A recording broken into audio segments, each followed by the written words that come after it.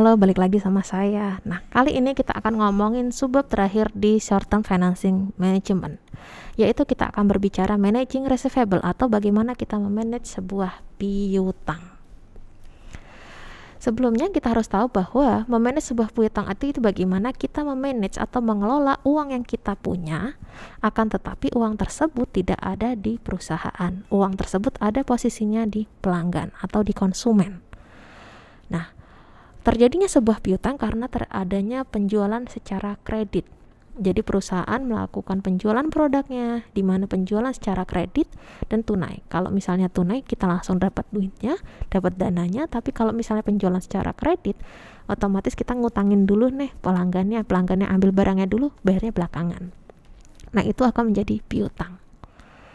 Nah, dari situ kan bisa tahu bahwa kenapa perusahaan melakukan penjualan produknya secara kredit.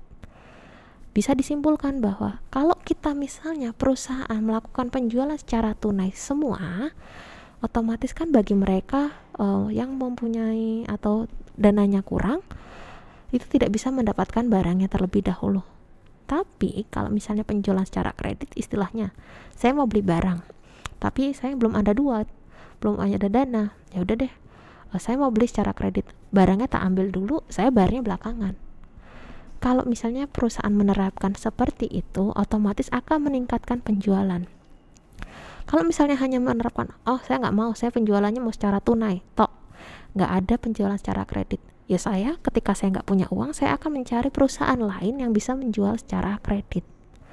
Jadi dengan adanya penjualan secara kredit itu akan meningkatkan penjualan perusahaan atau meningkatkan revenue-nya.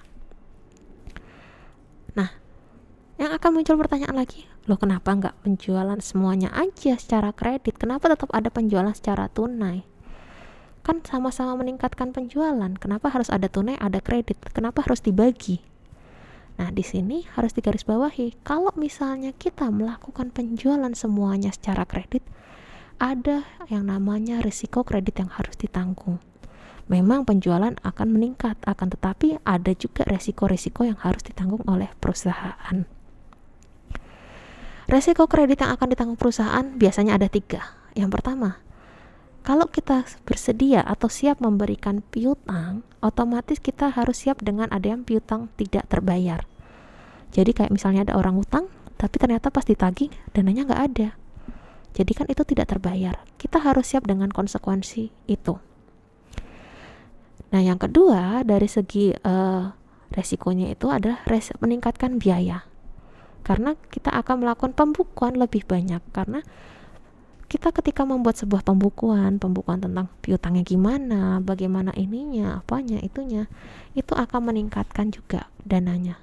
Otomatis ketika memberi piutang, secara tidak langsung akan meningkatkan biaya kita juga. Yang terakhir adalah penggunaan dana terbatas. Simpelnya gini, kan kalau kita ngomongin piutang, dana kita ada di tempat orang, terus kita ada dana sendiri.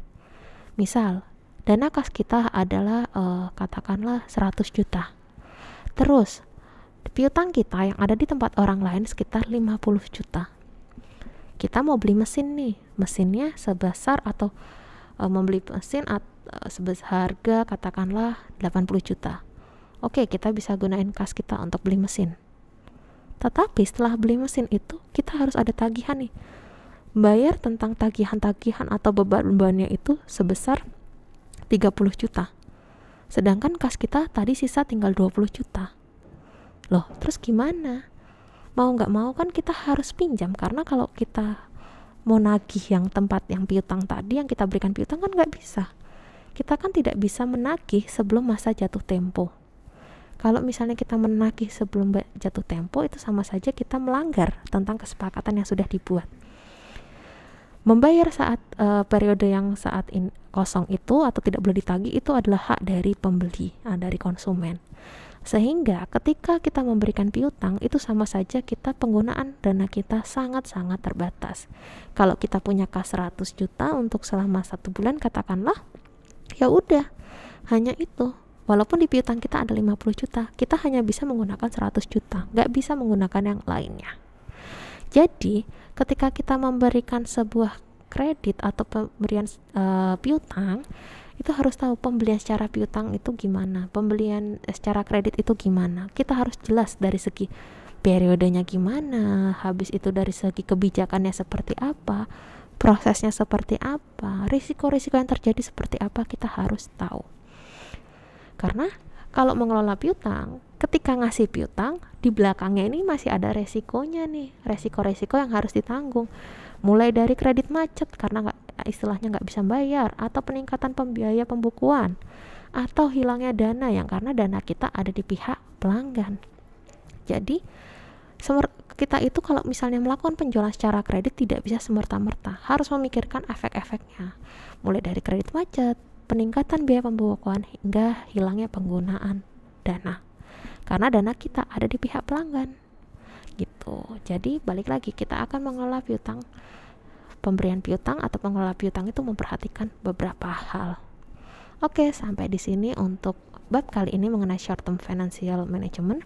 Kalau teman-teman masih bingung tentang apa, silahkan tanyakan di grup atau di saat kita diskusi. Kurangnya saya mohon maaf. Wassalamualaikum warahmatullahi wabarakatuh.